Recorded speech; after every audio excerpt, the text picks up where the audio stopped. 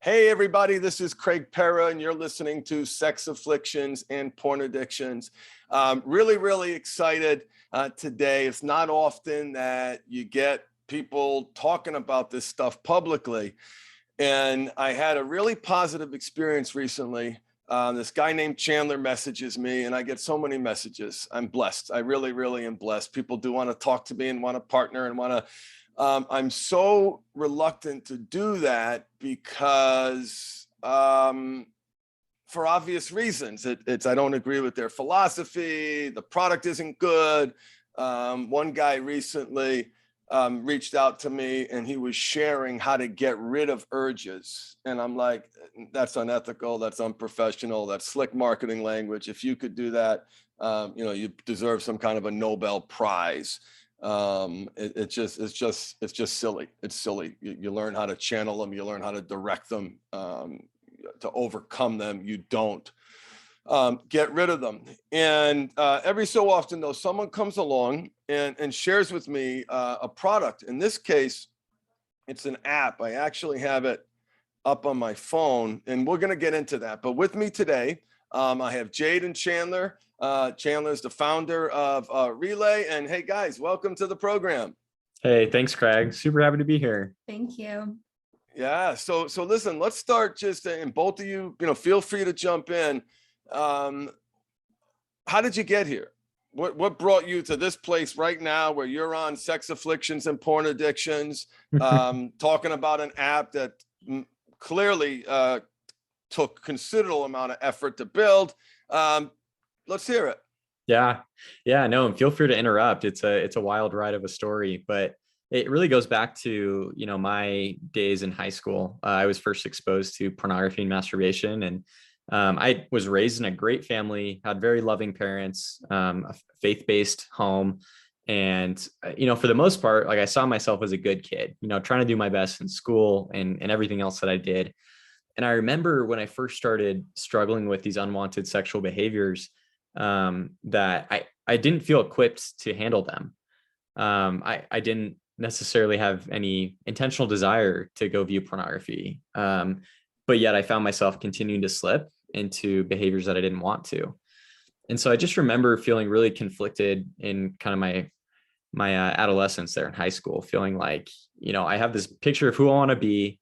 And for me, a lot of that was driven by my belief in God and trying to align to the values that I've been taught and that I really believe. And it was really hard because I didn't know how to talk to my parents about it. I didn't know how to seek help or get support. Eventually, like if you fast forward a couple of years, I was lucky enough to be able to eventually talk about it with my mom, who was awesome and really, Wow. was able to help be on my team from a very young age, right? Like I know a lot of guys I've talked to, this is, 10, 20 years before anyone else is really in the picture, right? And question, where was Dad? So, so he was around, he's awesome. I just never felt as comfortable talking to him about it, unfortunately. And I've shared with him a little bit, here and there throughout the years, but I think in a way, my mom was always the one that was very, clear about, hey, nothing's too weird for us to talk about. Nothing is too shameful, right? Like I'm here to support you. And I felt that from my dad, but I guess with this topic, yeah, my mom's more open, she was the one who like, let's have the talk, and teach you about sex, right? She was a lot more, happy to talk about those type of things. I think my dad was a little bit more awkward, Yeah. Well, I see two opportunities here. Number one, I see an opportunity for dads to get comfortable with their own challenges and be honest about their own challenges, and start having these conversations with kids at a lower and lower age. The other thing too, and you guys are LDS, right? Yeah. Yep. Yeah. So I love my LDS brothers. They hold their flock to a higher standard, and they absolutely do a poor job, in helping people accomplish that higher standard. That's almost saying, hey, we want you to run a world-class time, but we want you to train on YouTube. Yeah. Good luck. You've got this. Yeah. Good luck.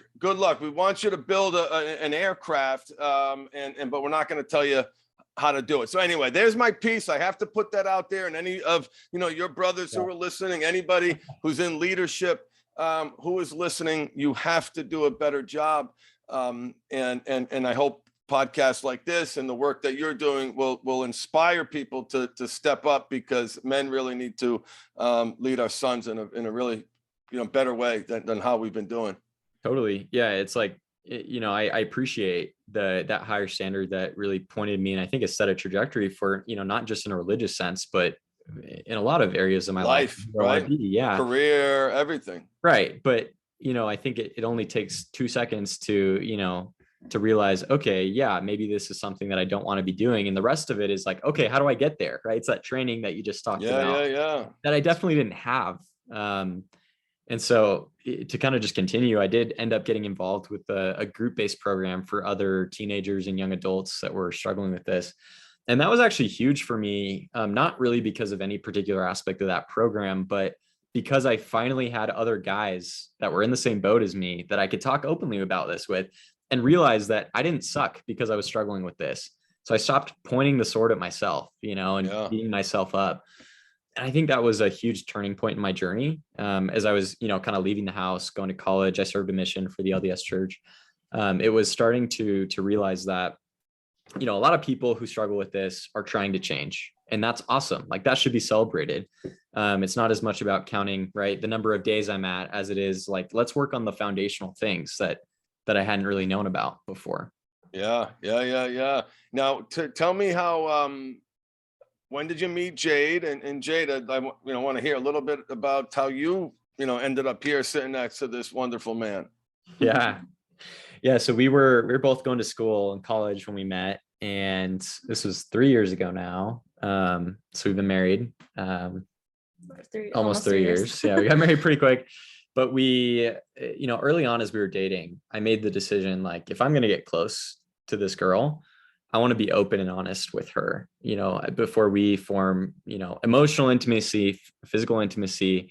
I want to be straight up with her. And this was kind of the start of our journey with this together. Is, it was one night I approached her, and I'd kind of been trying to feel out, what's the right way to go about it. And Jade has some great tips for the night that I said I love you. Oh, yeah. So yeah, Jade said I love you sooner than I was expecting. And so I was like, oh crap. Like, I want to be honest about what I'm dealing with, or what I've dealt with in the past. I was still struggling at the time. I think I was maybe a month clean. Is that right? Yeah. Something like that. And I think the way I started the conversation was like, hey, have you ever known anyone, or have you ever dated anyone that has struggled with pornography? Right. And you should take it from here. No. And then I thought about it. I think we were having kind of a deep conversation at the time, so it didn't feel too out of the blue. Like, it kind of fit in with conversation. So that part, I almost didn't notice, but I don't know. It didn't come as, it wasn't as jarring as I feel like it often is for people. But when he asked me, I kind of realized he was probably about to tell me something. So I was like, oh, okay. Like, do I know someone now that struggles with pornography? And it was interesting. I try to just be really cautious about making any judgments or saying anything, because I didn't want to assume anything. And I had heard lots of stories about people who had been struggling with pornography or sexual addiction, or and the ways that it affected their relationships, their marriages, their families. But I knew Chandler for at least a few weeks before then. I knew him to some extent, and I knew that he didn't seem like he fit that story. And so I didn't want to make any judgments. And so I kind of just asked him to tell me about it. Yeah. I think one thing that was really key was Jade gave me the space to be able to communicate fully. And I think put in the effort to communicate fully. And actually, I didn't just dump it on her. I was like, let me talk to you about the story, and let me tell you about what I've learned, what I've been working on, what I'm currently working on. And I think in the process too, I shared with her some of the like educational bits that I understood about like my own psychology. And you talked about urges in the beginning, right? Like, just even covering some of those fundamentals was, I think, helpful, instead of just saying, hey, I'm struggling. Like, do you still want to He date gave me me? so much context and education around what this actually is, because I had only heard stories of bad outcomes, right? And being honest at the same time with where I was, still working on things. Yeah. I remember him telling me, oh yeah, I've been doing pretty good. It's been like a month. And I was like, what, a month? That's good. I didn't understand how much of a daily battle it was. So Jade, what I hear all the time that, listen, Craig, I can't tell her. She'll blow a gasket. She'll be devastated. There's couples who've been married 25 years where they can't have these conversations. And so what do you think? Why didn't you freak out? If you know. I think part of it's my personality. I don't think I'm as reactive. I don't think I react very quickly to emotionally difficult things. It was very hard for me. I'm not going to sugarcoat it. Like if you tell someone you love that you're struggling with pornography, especially if you've been together for many 25 years, yeah. And there's that intimacy and that trust already built in, it's going to hurt a lot. And it did hurt for me too. I think part of it was because Chandler primed it pretty well. Like he told me what was going to happen by asking that question. Hey, do you know anyone who struggles with pornography? I kind of knew where it was going. And I had the opportunity, I had the emotional, I had the time to prep myself emotionally for for the conversation that was about to happen. And I feel like the way Chandler actually when I tried to jump in when he was telling me about his addiction, and I was trying to jump in to ask questions and question things, and ask for more details here, more details there. He just asked me to stop talking. Not like that. It was like, hey, Listen, woman. Yeah. And he was just like, can I please just finish? Like, just listen to the whole thing and I'll make sure you can ask me any question you want afterwards. So I felt like I was going to get my chance to ask him questions, but I needed to do my part in listening to the whole thing. And the way he talked about his whole journey, how he felt about it, I feel like I was able to tell who he was through that conversation. Instead of feeling like, oh, this is a terrible thing, I felt like, wow, I just learned so much more about this guy. And I learned that he's a fighter. He's hardworking. He sticks with it. He's been working on this for so many years and he still has hope that he's going to change. Which I think, to interject, I think, as I've talked to a lot of other guys who have told me the same thing, Craig, they're like, how do I go about it? I think you have to, just understand and assume that it is going to be really hard for the spouse to hear that, and you can't control how they're going to react. Maybe they're going to react like how Jay did, maybe they won't. But certain things I think you can control. And one thing I tried to control was framing and helping her understand, yes, here's me being honest, but also here's why it's so important to me that I'm telling you this, because I care deeply about our relationship and I feel bad about how this may hurt you. But I'm choosing anyways, because I want to invest in us. And I understand if this is incredibly hard for you to hear, especially if it's someone that's built years and years of a marriage and trust, already. But kind of letting her know, it's because I care about changing that we're having this conversation.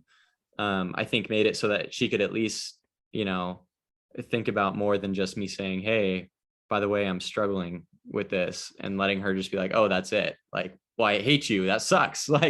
He gave me a framework to think about it. He gave me the context that I needed to know how to look at him. Because honestly, it changed my world. It changed the way I saw him completely after that. It took me a lot of time to process after he told me, and he didn't look the same to me. I looked at him and I saw someone that I didn't fully recognize because my paradigm shifted so quickly. So that will probably happen in most situations, but he also gave me something to fall back on: principles, science, where my heart was at, where his heart was at, and space for you to work through where you're at.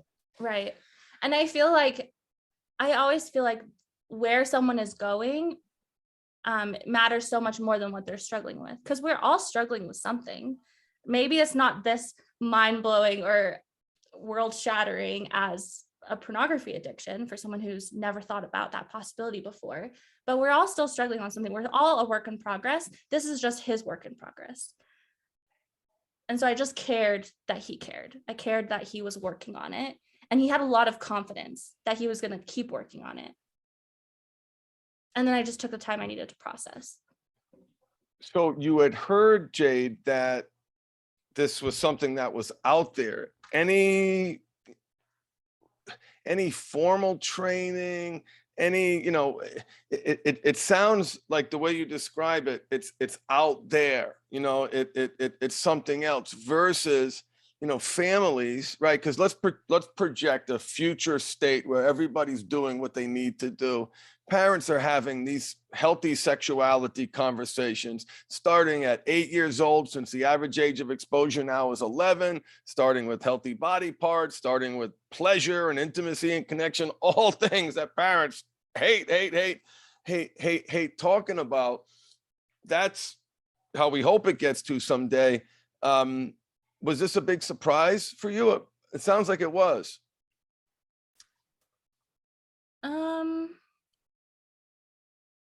I don't think it was a surprise for me that someone close to me was experiencing it.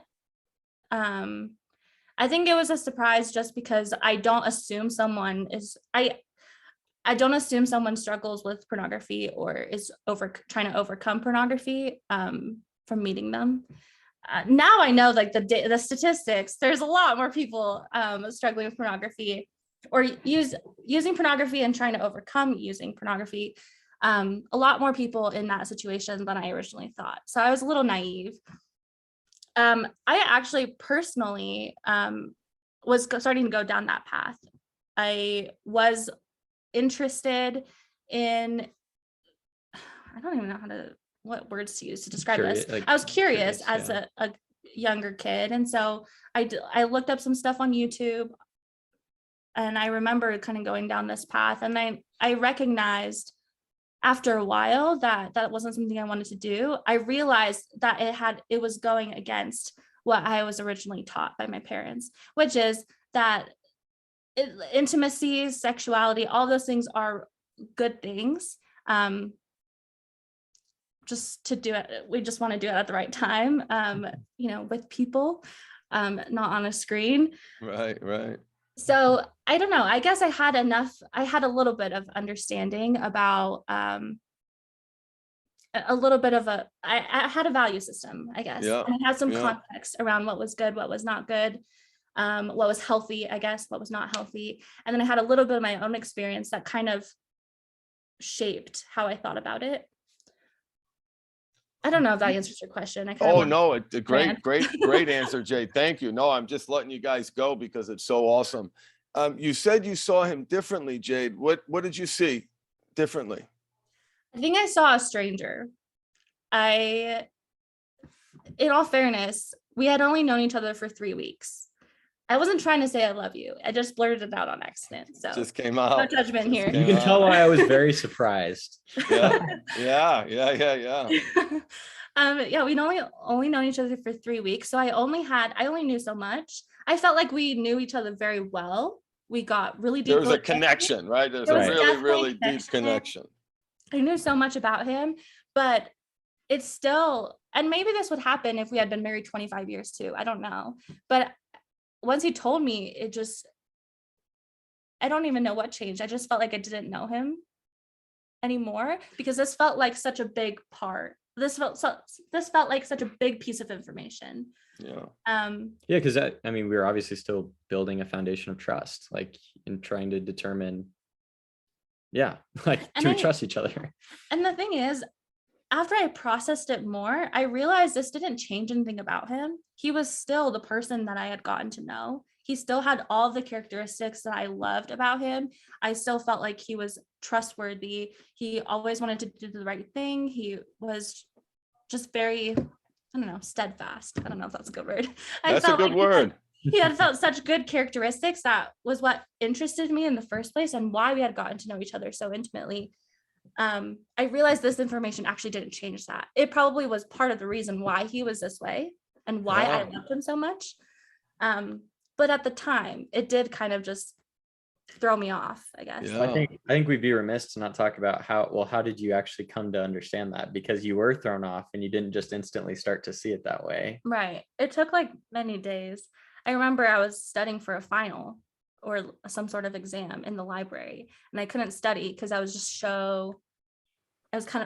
really rattled.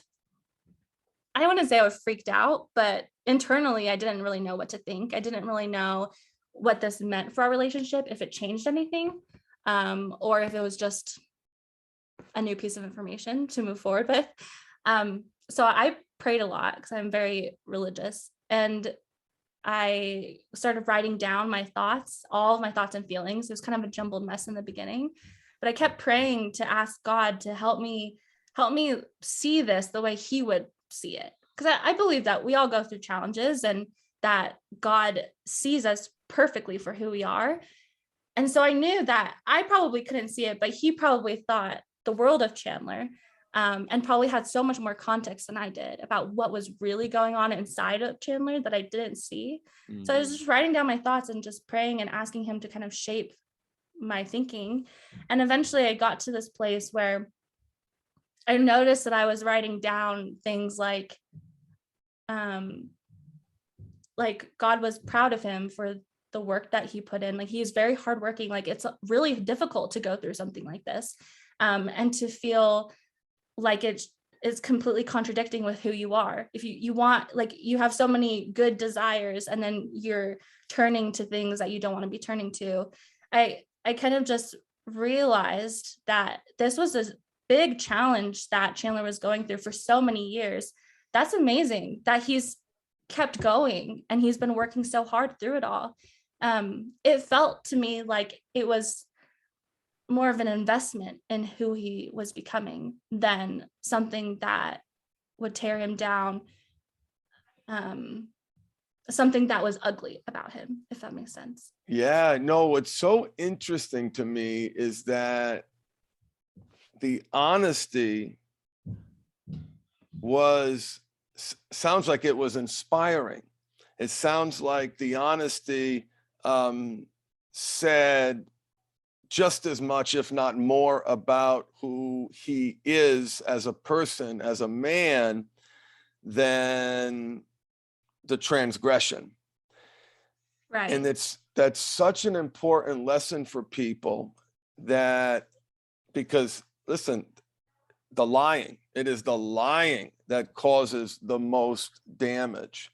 And the behavior can't exist without the lying. It shouldn't be 12 steps for sex. We should be going to meetings for lying.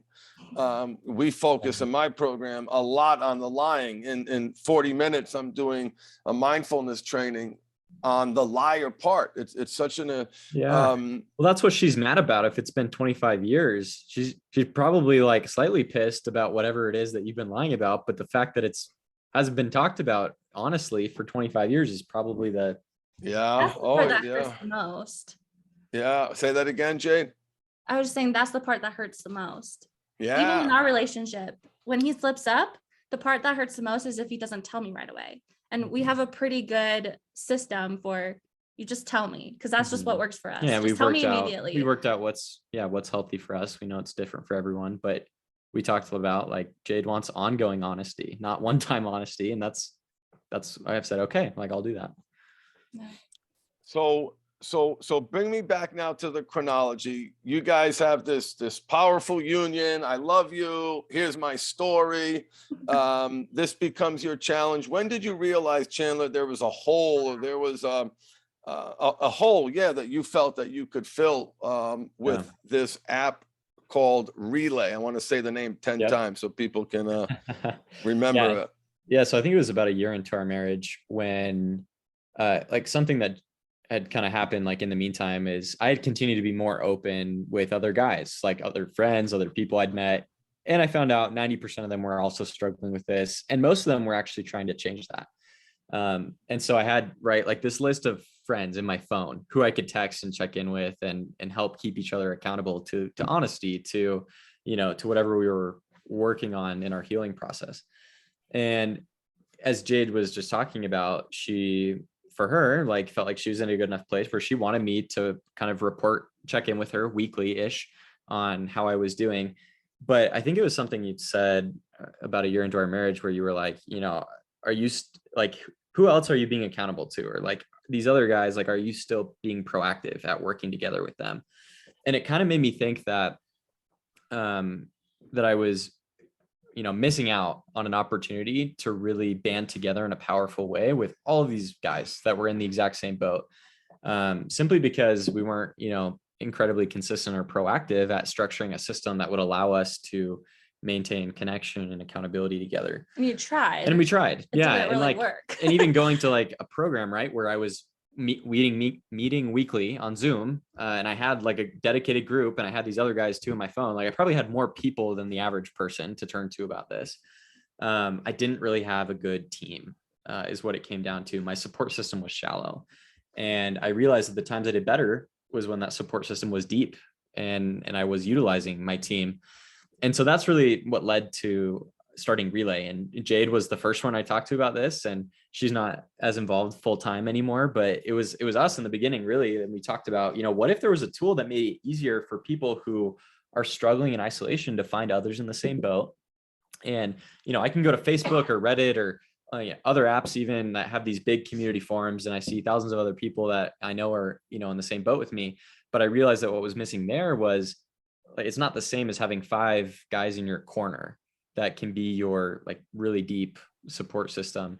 And so really what we tried to build with Relay is just that, like making it easy. If you don't have other people currently that are in your phone contact list, we help match people into groups, similar age, gender, similar thing that they're struggling with.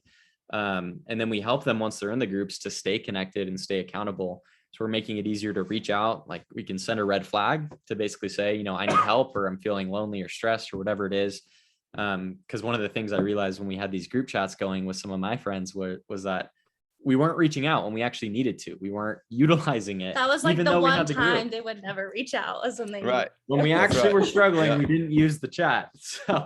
So Relay is a lot more than a group chat, but what we are trying to do is reduce the barriers to staying connected, staying honest, and staying accountable, and in a way that's a lot less shameful, because everyone there is working towards the same goal.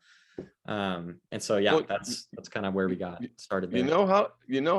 How I think about it is, and yes, this obviously will help people who are struggling with porn addiction, but it's the higher standard app.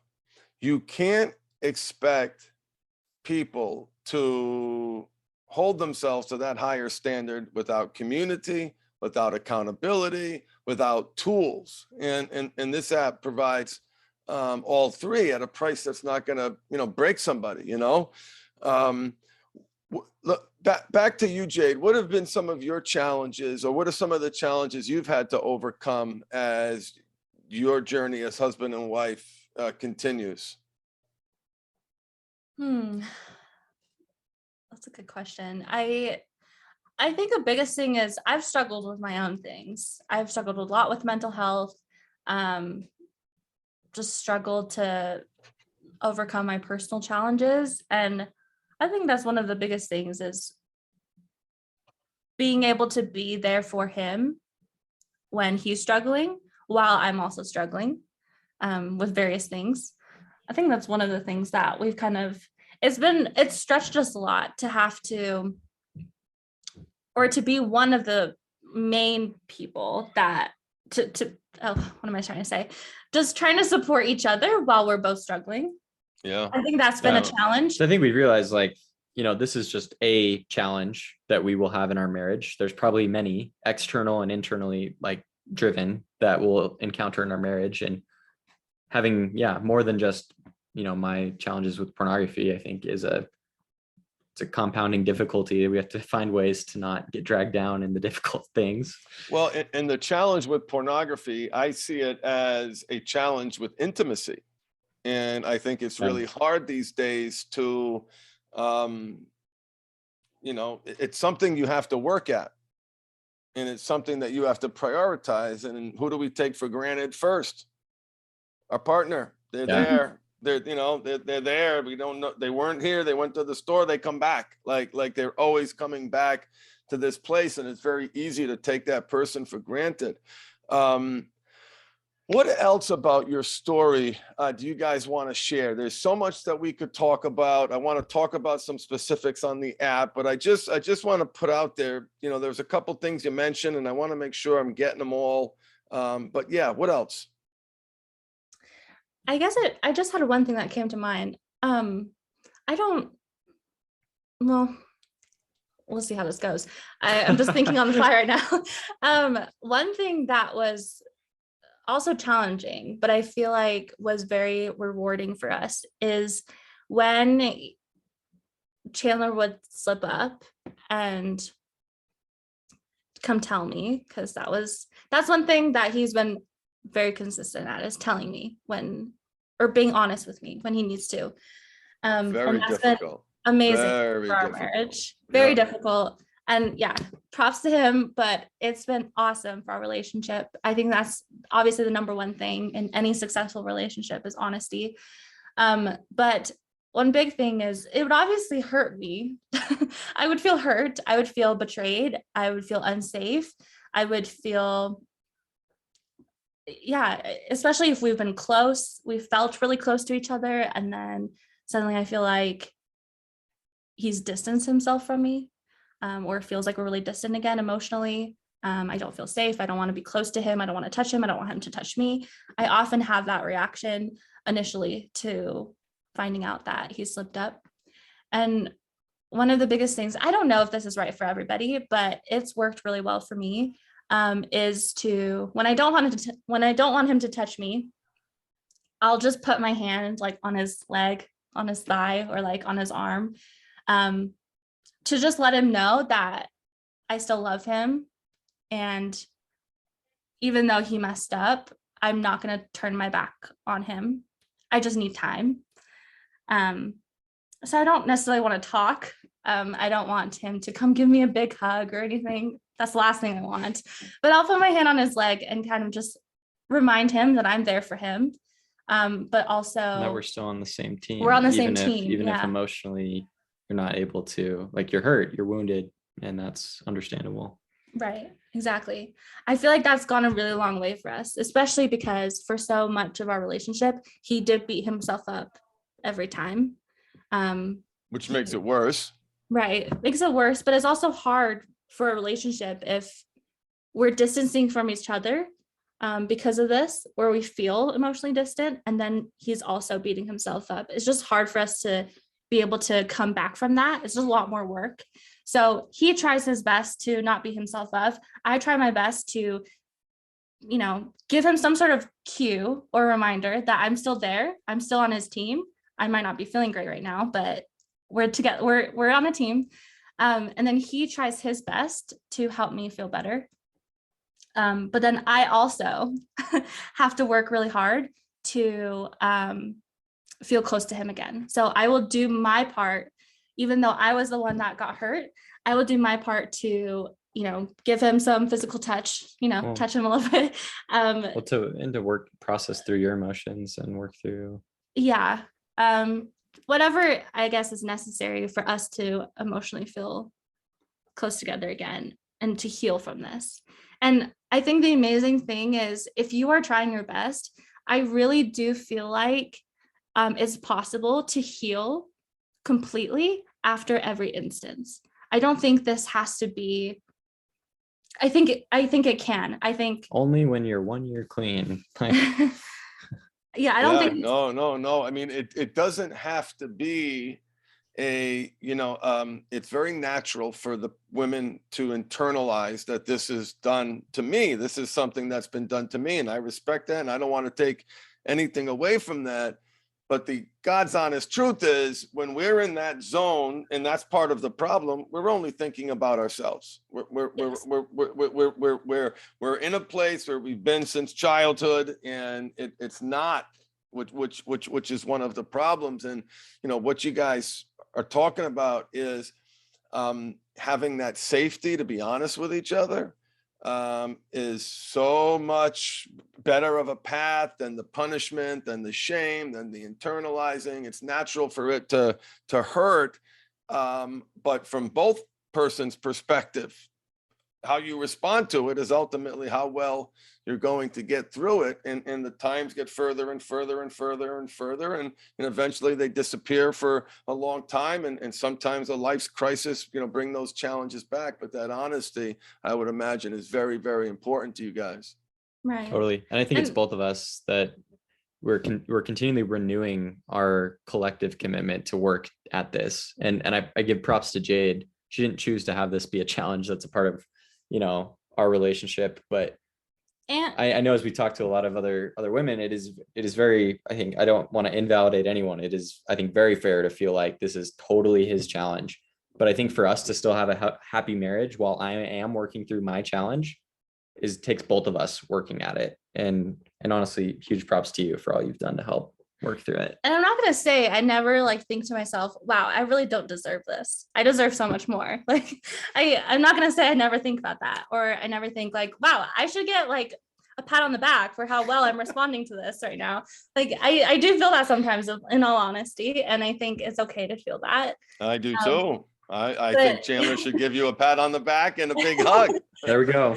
But I also think, as the spouse, it is also my responsibility to do everything I can to work through my own feelings and not take it out on him. And also, it's my responsibility. No one's going to pull me out of the rut that I'm in or the pain that I feel except for myself.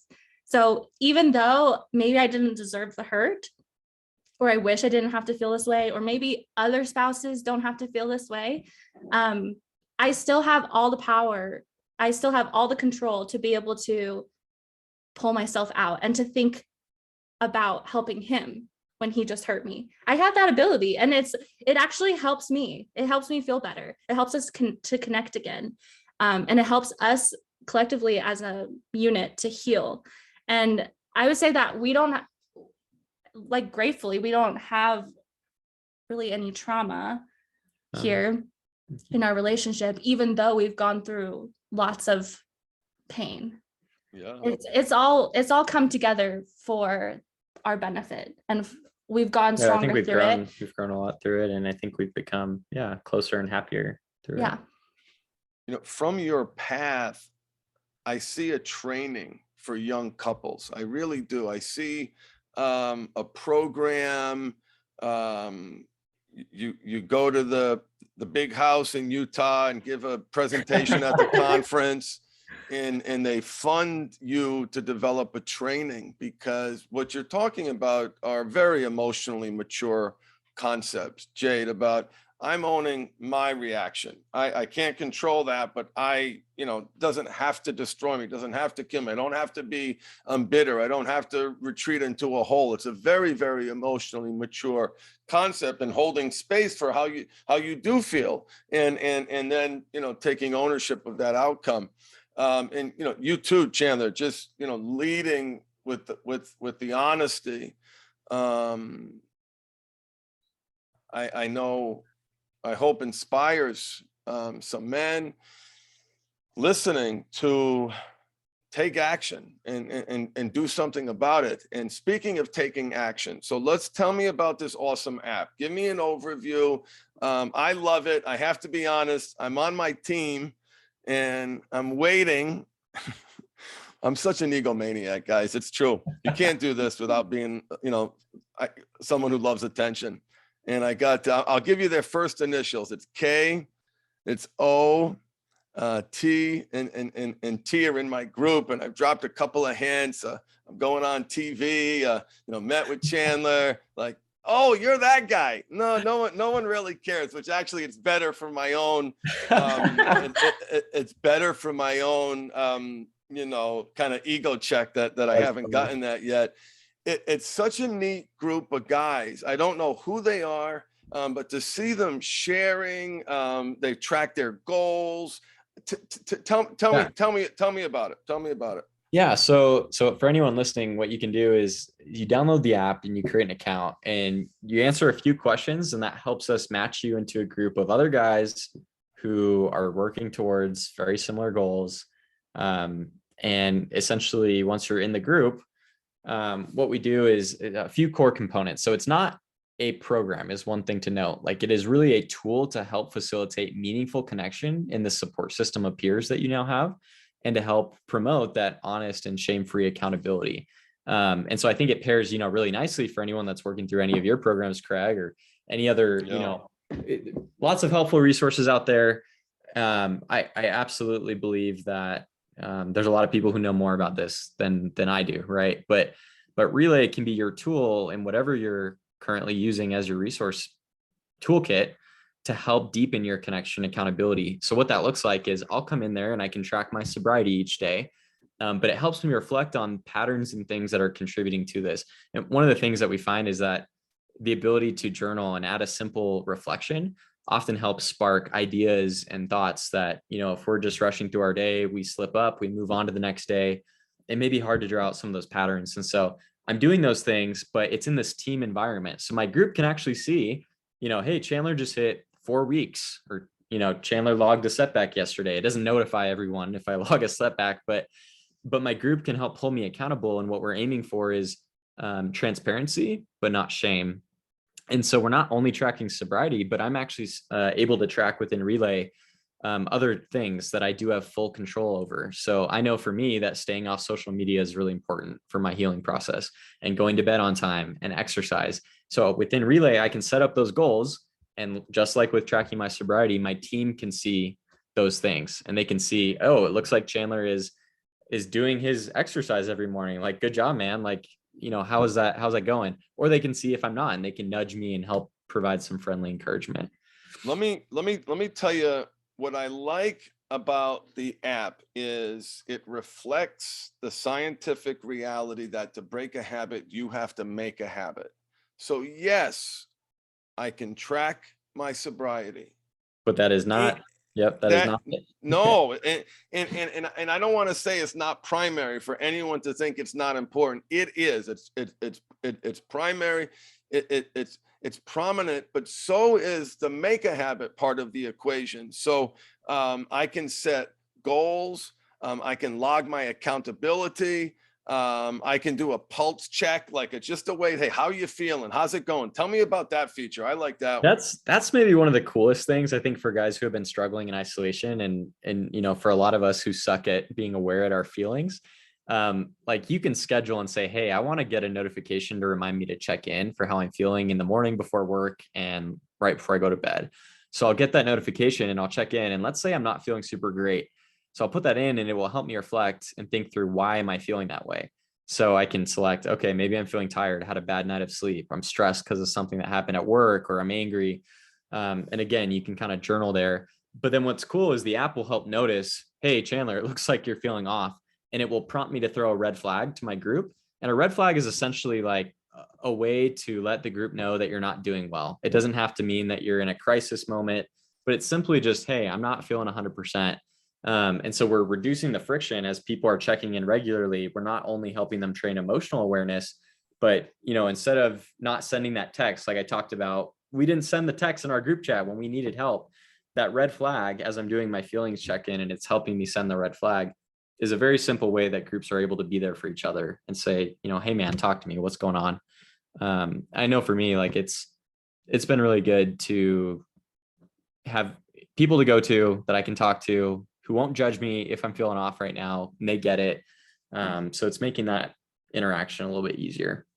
Well, and the smart thing that you did is the groups, like, for example, you go on NoFap, you write a post, there's thousands of responses, which some hundreds, tens, hundreds, thousands, Right. If it's a really popular post, that accountability and that connection gets lost. It's a wonderful thing. And I'm not, how do you find those people? How do you find those people the next day? Like, it's really tough. So you're with the same group of 7 other people. It's, it's not tiny, but it's a tight knit group, because you want to be able to have, like, in your guys in your group, they don't know you.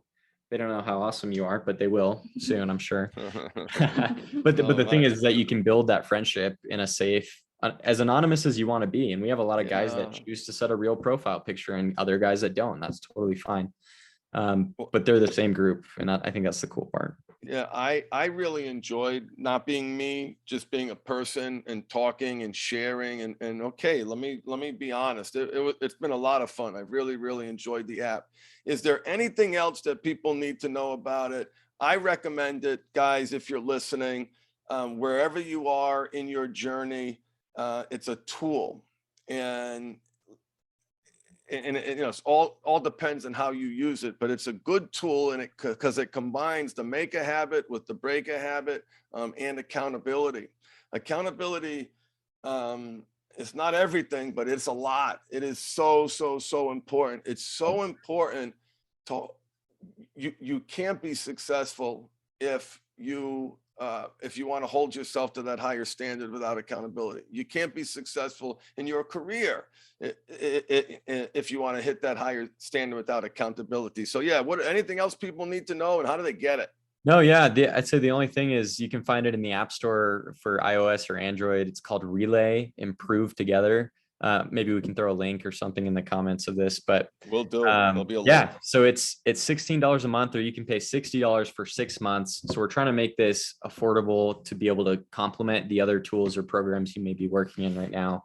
And I know a lot of guys that have, you know, joined and paid for it have said, you know, I'm glad that I'm committing to accountability with my peers. And I think, We've seen lots of really cool it's been cool. success It's been cool to hear stories. people say, I've been so alone for so long, and now I've got other peers who get it, and I'm moving forward. And so, yeah, look up Relay in the app stores and give it a try. And it's totally affordable. It really is. Your price structure is great. Anybody, you know, you buy a couple of coffees per week, you know, you've already paid for the app. And it's very important that you put your money where your mouth is, and where you know, where your money flows, energy flows. Where your money goes, energy flows. Well, I love how you talk about that. Like, I know you talk about this too, and it's so important. Like, you cannot make change if you don't commit to make change. No, I mean, yeah, no, listen, you know, says the guy who charges people to, you know, for help. But it has been my universal experience. And there was a time early on in my practice, you know, hey, come on in, let's go. And here it is for free. Here it is for free. We have scholarships. We do try to make it work for people. But the free were always the biggest headaches, always got the worst results, always kind of dragged the team down, was a drain on my support team. Yeah. I'm glad you're charging for it. What it says, if I'm paying for it, it says this is important to me, and I'm going to prioritize this, and I'm going to use this tool. So that's awesome. Anything else, guys, before we wrap up? It was so awesome having you. So glad to join you. So glad that you joined me, and look forward to doing this again. Thanks so much for having us on. We've loved it. Awesome. Thank you, Jade. Thank you, Chandler. Thank you. Okay, we'll see ya. Bye, everybody. Thanks, guys.